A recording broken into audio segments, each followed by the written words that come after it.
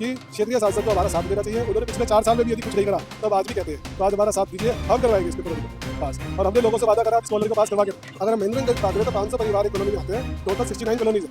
यानी बहुत फर्क पड़ता है जी। देखिए, एक आदमी कानून के दायरे में रह रहा है और एक कानून के दायरे से बाहर, उस चीज़ की हमेशा फर्क रहता है। आपको हमेशा डर हो कि आप कानून के दायरे में नहीं है तो आप चाहे नहीं सकते। समस्या सबसे बड़ी तो ये है असुरक्षा की, कि आपको अपना घर ये नहीं है कि मेरा घर है, हमेशा एक मन में वो रहती है। सेकेंडली, कोई भी वहाँ पर कोई भी विकास कार्य नहीं हो पाता, सारे नेता उसमें मुंह बोलते हैं कि अधिकृत कॉलोनी नहीं। वहाँ पर मकान बनाना एक अपने आप में एक उनके लिए समस्या है और आप मानेंगे नहीं, मकान बनाने के लिए मतलब उन्हें हर तरह की प्रताड़ना सहन करनी पड़ती है और फिर भी बना नहीं। लगातार आप धरना प्रदर्शन कर रहे हैं महेंद्र एनक्लेव के लिए, मंत्रालय को भी चिट्ठियां लिख रहे हैं, आपका बहुत सारी बात हो रही है, कोई शुभ सूचना है क्या? नहीं जी, कोई शुभ सूचना नहीं है।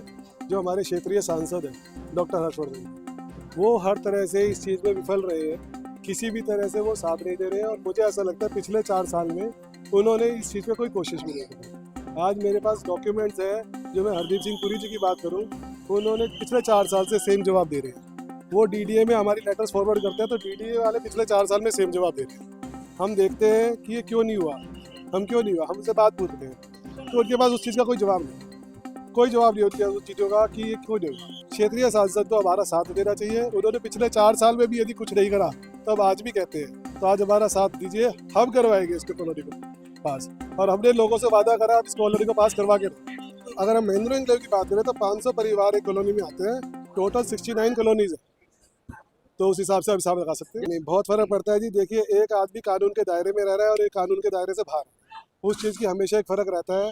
आपको हमेशा एक डर हो कि आप कानून के दायरे में नहीं हैं तो आप चैन की नींद नहीं सो सकते।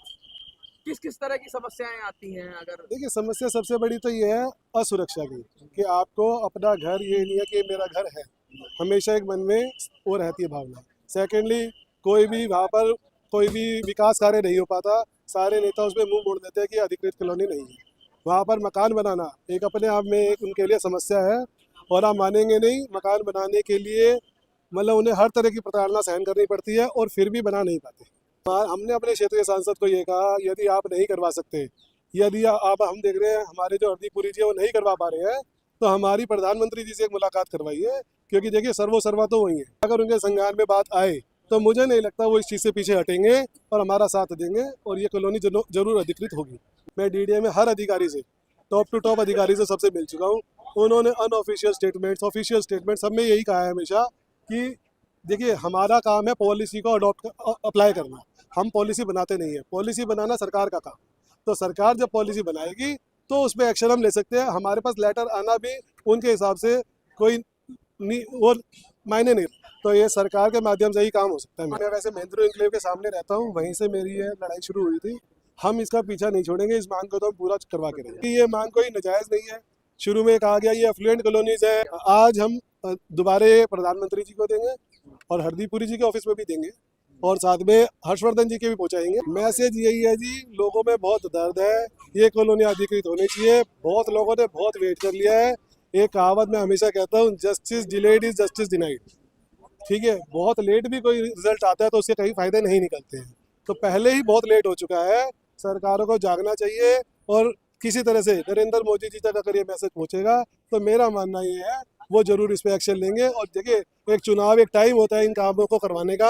अब 2024 चुनाव सर पर है, तो मेरा मानना उससे पहले ये डिसीजन होना चाहिए और ये कॉलोनी अधिकृत होनी चाहिए। अच्छा, ये एफ्लुएंट कॉलोनीज भी है तो हमें हमेशा कहते हैं इनसे टैक्स थोड़ा ज़्यादा ले लिया जाए चाहे, लेकिन ये अधिकृत करना चाहिए।